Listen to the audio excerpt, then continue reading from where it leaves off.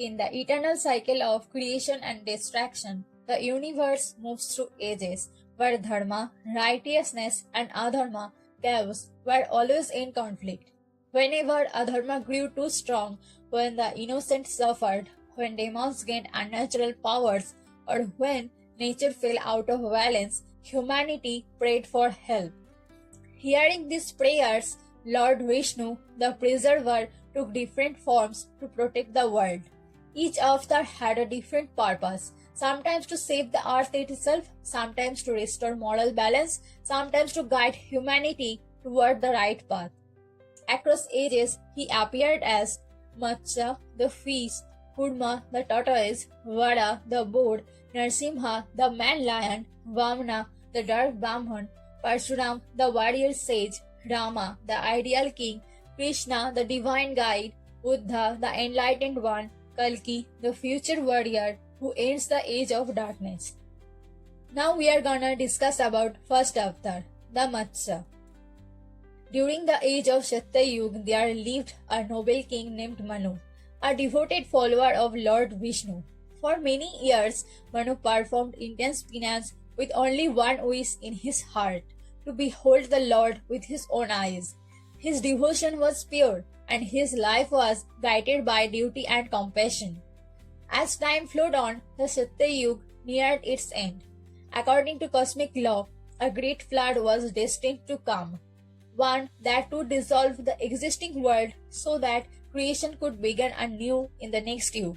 This flood was not merely destruction, but a cleansing of the cosmos. After a long day of creation, Lord Brahma, the creator, grew tired and lay down to rest.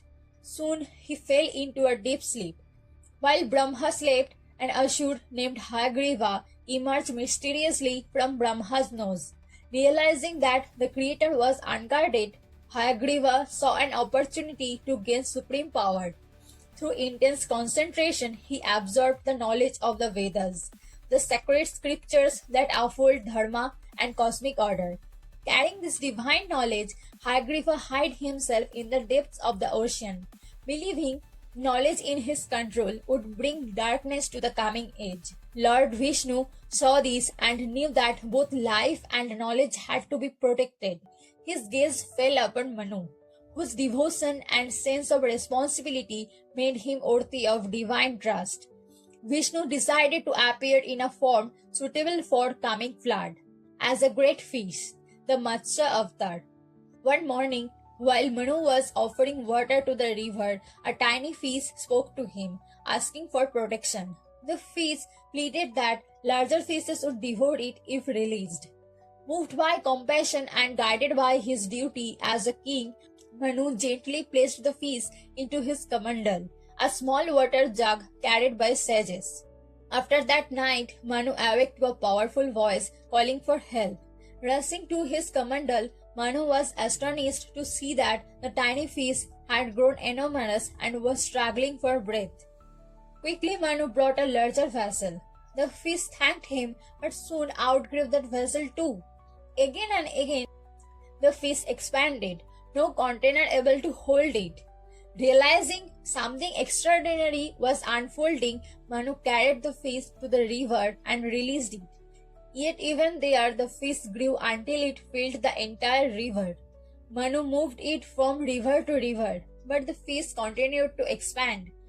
Finally, Manu carried it to the ocean, where it grew so vast that it occupied an entire side of the sea. Realizing the truth, Manu bowed before the mighty fish, recognizing Lord Vishnu.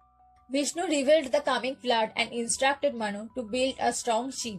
He was asked to carry seeds of all plants, pairs of animals, the seven sages, the sacred scriptures, and also Vasuki, the king of serpents, so that the next Yug would not begin in ignorance or emptiness.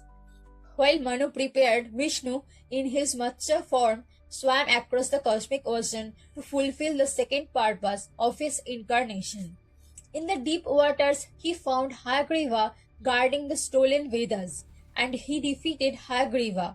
Upon Hayagriva's death, the sacred knowledge he had absorbed returned to Lord Brahma, who still slept undisturbed. Thus, the Vedas were restored, and cosmic order secured. Soon after the flood covered the earth, Manu's sheep was tied to Matsya's horn with the help of Vasuki, and the Lord guided them safely through the raging waters. When the flood ended, Matsya gently placed the sheep upon Mount Himavan, and life began anew.